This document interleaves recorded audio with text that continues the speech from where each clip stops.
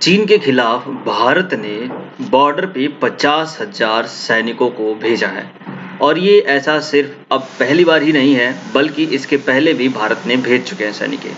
तो सैनिकों को इतना ज़्यादा क्यों भेजा गया है, क्या है भारत की रणनीति, इस विषय पे हम इस वीडियो में चर्चा करने वाले हैं। और जो ये रणनीति है भारत की, अब इसका एक नया नाम दिया जा रहा है जिसे बोला जा रहा है ऑफेंसिव डिफेंस। अब तक भारत सिर्फ और सिर्फ चाइना के खिलाफ डिफेंसिव ही रहा है, यानी कि जब भी उस तरफ से किसी भी तरह का इन्फिल्ट्रेशन किया जाता रहा है तो भारत ने वहां पर स्टैंड ऑफ किया। बट अब इंडिया सिर्फ और सिर्फ स्टैंड ऑफ करने से काम नहीं चलेगा, क्योंकि इंडिया ने स्टैंड ऑफ का परिणाम गलवान वैली में देख चुका है। वहां पर धोखे से भारतीय सैनिकों को मारा जा गया था। लेकिन अब इंडिया ने अपनी स्ट्रैटेजी चेंज की है और एडिशनल डिप्लॉयमेंट कर दिया है चाइना बॉर्डर पे। ये डिप्लॉयमेंट करने का जो मेन मकसद है वो है चाइना टेरिटरीज को सीज करना, वहां के बॉर्डर्स को सीज करना, ताकि किसी भी तरह का इनफिल्ट्रेशन इंडियन बॉर्डर में चाइना की तरफ से ना हो सके। इस तरीके से भारतीय सेना अब पाकिस्तानी टेरिटरी की तरफ से मूव करते हुए अब जा रही है चाइनीज बॉर्डर पे।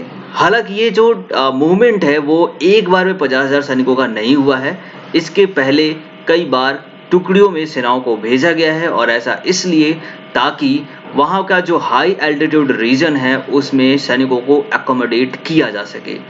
बात करेंगे इस वीडियो में कि इन सैनिकों को भेजकर किस तरीके से इंडिया अपना वर्चस्व दिखाना चाहते हैं दुनिया में, और चाइना को बताना चाहता है कि हम पीछे नहीं रहने वाले हैं। और क्या है इंडिया चाइना बॉर्डर डिस्प्यूट, कितना लंबा है इंडिया चाइनीज बॉर्डर, और किस तरीके से किन किन जगहों पे फिलहाल स्टैंड ऑफ हो चुका है। नमस्कार दोस्तों, मैं हूं शिवशंकर तिवारी। स्वागत करता हूं आपको अपने YouTube channel exam warriors begins में। आप मुझे फेसबुक, ट्विटर और साथ में टेलीग्राम पे मुझे ज्वाइन कर सकते हैं, जहां मैं अपनी वीडियो का PDF और लिंक प्रोवाइड कराता हूं। आपको बता दूं कि इस चैनल पे मैं ऑलरेडी यहां पर बायोग्राफीज ऑफ फ्रीडम फाइटर्स लेकर के आ रखा हूं, जिसमें मैंने Bhagat Singh, Netaji Subhash Chandra Bose, iron man of India and Milkha Singh के जैसे स्वामी विवेकानंद और अटल बिहारी वाजपेयी के ऊपर भी वीडियो बना चुका हूं। आपसे उम्मीद करता हूं कि आप जरूर इन वीडियोस को देखेंगे और आपको ये अच्छे भी लगेंगे। फाइनली, अगर आपको किसी भी और फ्रीडम फाइटर के ऊपर आपको वीडियो चाहिए तो डेफिनेटली आप कमेंट करके मुझे बता दीजिएगा। बात करते हैं इंडिया चाइना की बॉर्डर की, तो आप देख सकते हैं कि ये है कश्मीर का मैप, जहां पर आप इंडिया के डिफरेंट टेरिटरीज को आप नोटिफाई करेंगे यहाँ पर। और जो इंडिया का जो मेन लैंड है, एक्चुअली इंडिया का जो क्लेम्ड होता है वो ये पूरा का पूरा, ये जो आउटर लाइन आप डॉटेड लाइन देख रहे हो, ये पूरा का पूरा एक्चुअल जम्मू एंड कश्मीर था जब इंडिया नॉन डिवाइडेड था, यानी इंडिया पाकिस्तान के साथ डिवाइड नहीं था, तब भारत का मैप ये कुछ रहा था। बट फाइनली इंडिया के डिवीजन के बाद यहाँ पर कुछ जोग्राफिकल जो फीचर्स थे उसमें चेंजेज आए। पाकिस्तान की तरफ से यहाँ पर ऑक्यूपाई किया गया। यहाँ पे जो भी राजा थे उनके द्वारा यहाँ पर की गई गलतियों की वजह से पाकिस्तान ने यहाँ पर बहुत ही ज़्यादा एरिया को ऑक्यूपाई कर लिया था। तो ये जो एरिया जो पाकिस्तान के द्वारा यहाँ पर ऑक्यूपाई किया गया था, जिसे पाक ऑक्यूपाइड कश्मीर बोला गया है, ये पूरा का पूरा इलाका है। यहाँ पर गिलगिट बाल्टिस्तान का इलाका होता है, जहाँ पर पाकिस्तान रिसेंटली में इलेक्शन कराने के लिए कैंपेन किया था। यहाँ पर फाइनली ये जो एरिया आप देख रहे हो ये कश्मीर से काफी ज्यादा क्लोज है, और इस एरिया को वहाँ पे आजाद कश्मीर के नाम से भी जाना जाता है। तो ये पाकिस्तान और इंडिया का बॉर्डर है, जिसे LOC बोलते हैं, लाइन ऑफ कंट्रोल। तो ये बॉर्डर एक्चुअली मैकमोहन द्वारा, रेडक्लिफ द्वारा बनाया गया था, इसलिए इसे रेडक्लिफ लाइन भी बोला जाता है। वही हम दूसरी तरफ अगर ईस्टर्न साइड में आते हैं तो यहाँ पर आप देख सकते हैं कि ईस्टर्न साइड में ये जो एरिया है दैट इज अक्साई चीन, जो कि चाइना के द्वारा एडमिनिस्ट्रेशन किया जाता है, और ये भी एरिया इंडिया का ही था, बट इसे भी चाइना ने ऑक्यूपाई कर लिया था इन 1962 बिटवीन इंडिया चाइना वॉर, जिसमें इंडिया को ये लैंड गंवानी पड़ गई थी। बट ये दोनों ही लैंड इंडिया के पास में नहीं है। और यहाँ पर ये एक और प्रोविंस आप देखते हो, एक्चुअली यहाँ पर जो चाइना है उसका जिनजियांग प्रोविंस है, और इस जिनजियांग प्रोविंस को ही के ये जो पार्ट है ये पाकिस्तान ने चाइना को एज अ गिफ्ट ऑफर कर दिया है, लेकिन ये टेरिटरी भी इंडिया का ही था। तो फाइनली इंडिया का एक मेजर पोर्शन जो है वेस्टर्न साइड में पाकिस्तान और ईस्टर्न और नॉर्दर्न साइड में चाइना के द्वारा ऑक्यूपाइड किया गया है। इसके बावजूद चाइना चाइना जो है बार बार यहाँ पर इन्फिल्ट्रेशन करने की कोशिश करता है और अपने यहाँ पर जो है गलत ढंग से, यहाँ पर गलत तरीके से अपनी टेरिटरी को और भी ज़्यादा बढ़ाने की कोशिश करता है। आप देख सकते हैं कि यहीं पर क्लैश हुआ था गलवान वैली, जो आप रिसेंटली 2019 के न्यूज़ में आपने सुना था, जहाँ पर भारत के 20 जवान शहीद हो गए थे। तो इस तरीके से ये गलवान वैली को भी चाइना ने अब विवादित कर दिया है, जो कि इसको ऐसा करना बिल्कुल भी नहीं चाहिए। और यही जो यहाँ पर जो एंगेजमेंट हुई थी बिटवीन इंडिया एंड चाइना, इस चीज को लेकर के स्टैंड अप हुआ और वो स्टैंड अप अभी तक डिसएंगेजमेंट नहीं हो पाया है।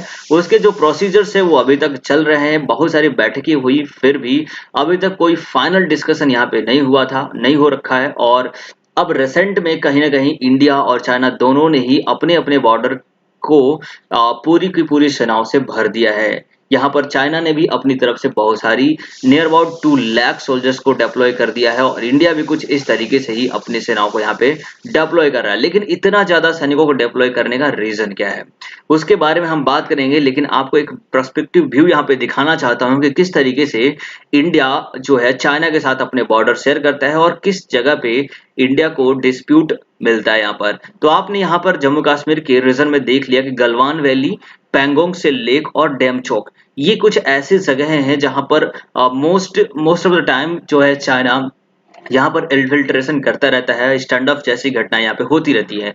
वहीं रिसेंटली आपने कुछ साल पहले यहाँ पर नाथुला पास के पास में भी आपने देखा होगा, ये जो सिक्किम है इंडिया का, सिक्किम और यहाँ पे भूटान है और यहाँ पे तिब्बतन है, तो तिब्बत, सिक्किम और भूटान, इन तीनों का यहाँ पे ट्राई जंक्शन है और इस ट्राई जंक्शन में नाथुला पास है। यहीं पर डोकलाम भी है, जहां पर डोकलाम स्टैंड अप हुआ था बिटवीन इंडिया एंड चाइना।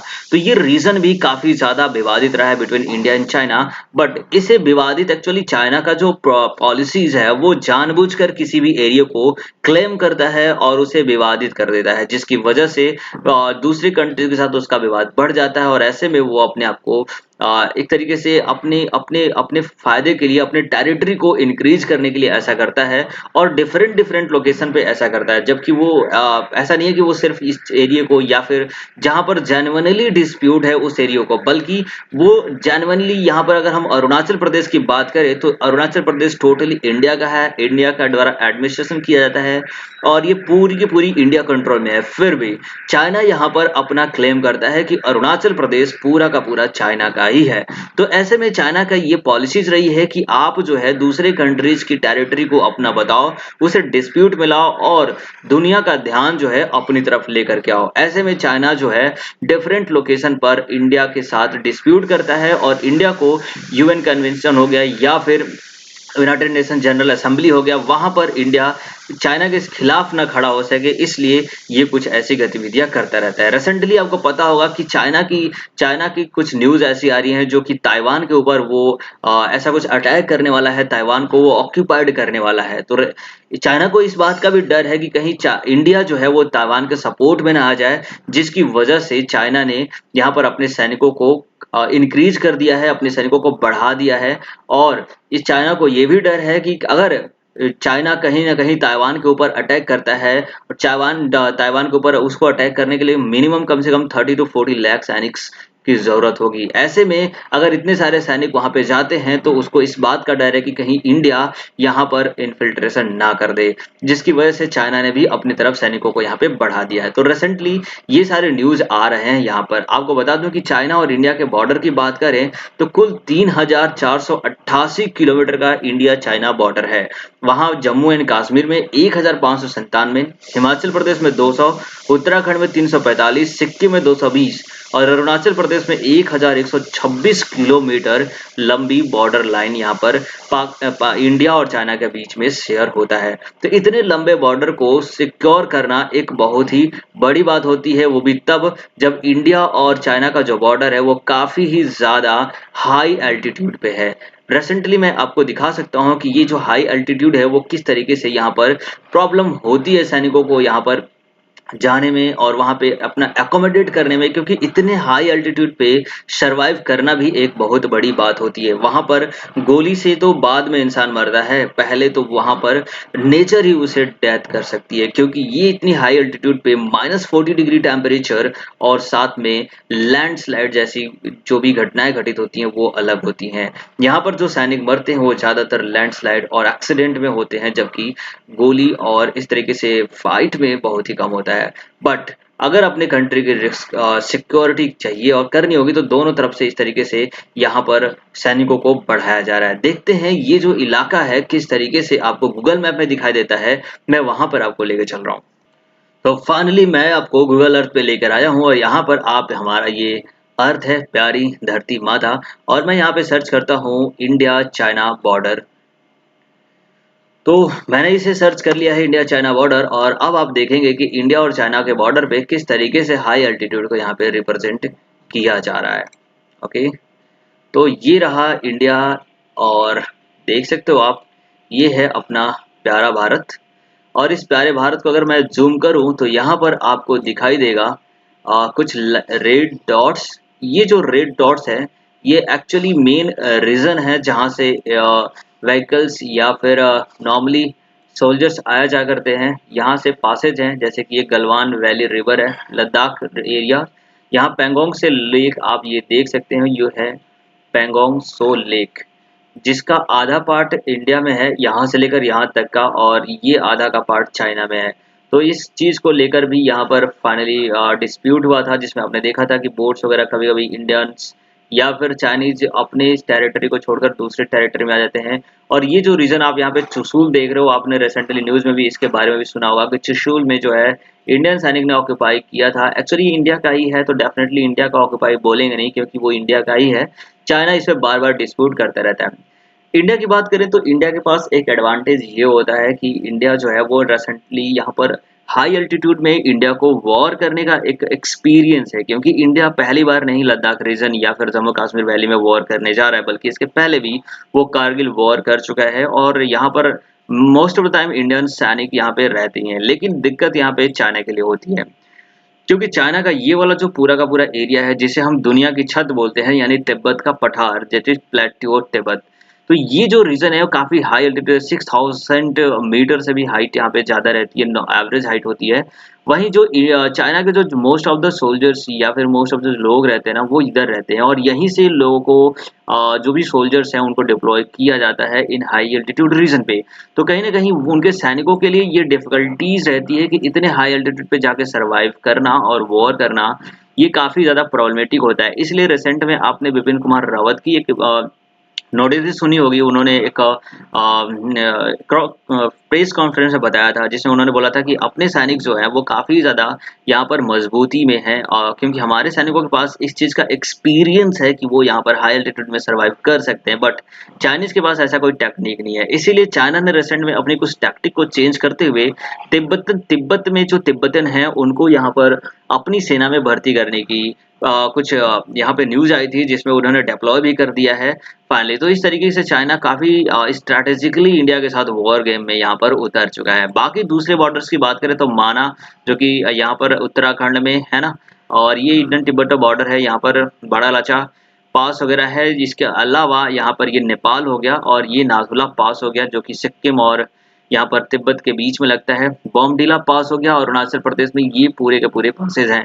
तो इन्हीं मेन जो पॉइंट्स है यहीं पर बार बार इनफिल्ट्रेशन होता रहता है, क्योंकि जो दूसरे जगह है ना वो काफी ज्यादा हाइट पे, और यहाँ पर इनफिल्ट्रेशन करना काफी ज्यादा मुश्किल है, लगभग इम्पॉसिबल ही है। तो एक नेचुरल बाउंड्री जो हिमालय हमारे साथ शेयर करता है, उससे इंडिया को काफी ज्यादा प्रोटेक्शन मिलता है कहीं। और इसके अलावा जो भी पासेज हैं वहां पर ऐसे स्टैंड ऑफ देखने को मिलते हैं। तो उम्मीद करता हूँ कि आपको ये चीज समझ में आ गई होगी कि चाइना की एक्चुअली प्रॉब्लम क्या है ना। चाइना भी यहाँ पर इतनी आसानी से हमारे साथ एंगेजमेंट में नहीं आ सकता, और उसको भी पता है कि अगर वो ऐसा करता भी है तो डेफिनेटली उसको यहाँ पर डिफीट का सामना करना पड़ सकता है, क्योंकि इंडिया यहाँ पे ऑलरेडी काफी ज्यादा तैयारियां कर चुका है। चलो बात करते हैं आगे के वीडियो में। तो फाइनली आपने जब यहाँ पे रिसेंटली ये सारे बॉर्डर्स को आपने वहाँ पे गूगल अर्थ पे चेकआउट किया, और इसके बाद में आपने देखा कि किस तरीके से इतनी लंबी बॉर्डर्स को इंडिया यहाँ पे डिफेंड करने के लिए अपने सैनिकों को भेज चुका है। ओके, नाउ अब आप देख सकते हो कि इंडिया जब ये 50,000 सैनिकों भेज चुका है, तो अब कुल मिलाकर के भारतीय सीमा पर कुल 2 लाख सैनिक हो चुके हैं और ये अब तक के इतिहास में, हिस्ट्री में पहली बार ऐसा हुआ है कि भारतीय सेना चाइनीज बॉर्डर पे इतनी ज्यादा संख्या में डिप्लॉय हो चुकी है, जिसका मकसद हो गया साफ और साफ कि पाक इंडिया चाइना को ये बताया जा सके कि इंडिया अब सिर्फ और सिर्फ डिफेंसिव ही नहीं बल्कि ऑफेंसिव भी रहेगा। यहाँ पर सिर्फ सैनिक ही नहीं बल्कि इसके अलावा फाइटर जेट, हेलीकॉप्टर्स, हॉविट्जर्स, तोप्स, ये सब की सब यहाँ पे डेवलपमेंट हो चुका है रिसेंट कुछ मंथ्स में। और इतने हाई अल्टीट्यूड पे सैनिकों को भेजने के लिए यहाँ पर अल्टरली पीसेस को भेजने के लिए यहाँ पर हॉविट्जर्स भी भेजे जा चुके हैं। तो इस तरीके से कहीं ना कहीं इंडिया जो है अपनी पूरी तैयारी कर चुका है। अगर चाइना की तरफ से किसी भी तरह का मिसकंडक्ट किया जाता है तो डेफिनेटली यहाँ पर रिसेंट में एक वॉर स्मॉल स्केल हो या फिर लार्ज स्केल हो वो पता नहीं, बट यहाँ पर छोटा मोटा वॉर जरूर देखने को मिल सकता है। बात करते हैं चाइना की तैयारियों की, तो चाइना ने भी अपनी खूब सारी तैयारी कर चुकी है। ये देख लो आप S-400 जो कि रसिया के द्वारा चाइना को प्रोवाइड किया गया है। और ये S-400 एक मिसाइल डिफेंस सिस्टम है जो कि रिसेंट में काफी ज्यादा एडवांस है। और अभी के टाइम पे ये न्यूज मिली है कि कहीं चाइना ने भी इसको इंडियन बॉर्डर के ऊपर इसे डिप्लॉय कर चुका है। इंडिया ने भी रसिया से इस चीज के लिए बात की है और इंडिया भी चाहता है कि इंडिया को भी S-400 जो है मिसाइल सिस्टम मिले और इसके लिए यहाँ पर डायलॉग भी साइन हो चुके हैं। रशिया ने भी इंडिया को इस चीज को यानी कि S-400 को देने की बात कही है और इसकी जो डीलिंग है वो दिसंबर 2021 तक कंप्लीट हो जाएगी और may be at the last of the दिसंबर 2021 ये इंडिया को मिल भी जाएगा। अगर ये इंडिया को मिल भी जाता है फिर भी इससे 2-3 महीने तो लगेंगे वहां पर डिप्लॉय करने में, क्योंकि इसकी टेस्टिंग और इसके अलावा इसके जो भी टेक्निक्स हैं और जो भी इसकी टेक्नोलॉजी है उसको अंडरस्टूड करने में कुछ टाइम लगते हैं। तो ऐसे में इंडिया इस चीज को कहीं ना कहीं मार्च 2020 तक इसे इंडियन बॉर्डर पे डिप्लॉय कर देगा। तो ऐसे में एक दुनिया में ऐसा पहली बार हो रहा है जब जहां पर दोनों ही तरफ से S-400 missile technology system, defence system लगी होगी। दोनों ही कंट्रीज दुनिया के सबसे बड़े आबादी वाले देशों में से एक है, दोनों ही इकोनॉमिकली और पावरफुल है, इकोनॉमिकली हो या फिर जोग्राफिकली हो। इसके अलावा टेक्नोलॉजी में बात करें एंड डिफेंस सिस्टम की बात करें तो दोनों ही एक दूसरे से बिल्कुल भी कम नहीं है। और इस तरीके से ये दोनों ही कंट्री आपस में अपने बॉर्डर के सिक्योरिटी के लिए खासकर इंडिया यहाँ पर काफी ज्यादा स्ट्रगल करता हुआ दिख रहा है।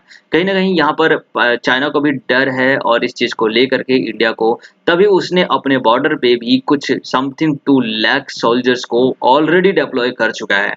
तो ऐसे में काफी ज्यादा अब दिलचस्प हो रहा है देखना कि क्या कुछ होता है आगे की कार्रवाइयों में, क्या कुछ करता है और क्या इंडियन गवर्नमेंट यहाँ पे डिसीजन लेती है। रिसेंट में आपने देखा होगा कि अभी के टाइम पे पहले क्या होता था कि इंडिया ज्यादातर अपने सैनिकों को पाकिस्तान बॉर्डर पे डिप्लॉय करता था, क्योंकि वहां से इंडिया ऑलरेडी 3 टाइम्स वॉर कर चुका है और ज्यादातर जो घुसपैठ की जैसी घटनाएं होती थी वो जो पाकिस्तान से होती थी। लेकिन अब पाकिस्तान की तरफ से ऐसा जो सीज फायर अभी चल रहा है तो फाइनली वहां पर अभी कुछ सैनिकों को कम किया गया है और यहाँ से चाइना बॉर्डर पे शिफ्ट कर दिया जा चुका है।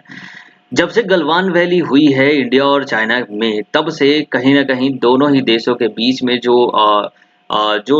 स्ट्रैटेजिकली जो डायलॉग हो रहे हैं उसमें काफी ज्यादा चेंजेस आई हैं, काफी कुछ बदलाव आए हैं इनके रणनीति में, सोल्जर्स के थिंकिंग में और वहां पर जो भी डेवलपमेंट हुए उन सभी चीजों में। हालांकि इंडिया ऑलरेडी वहां पर डिफेंसिव है, अब उसे अट्रैक्टिव होना भी पड़ेगा और इंडिया ऐसा करने में सक्षम भी होगा।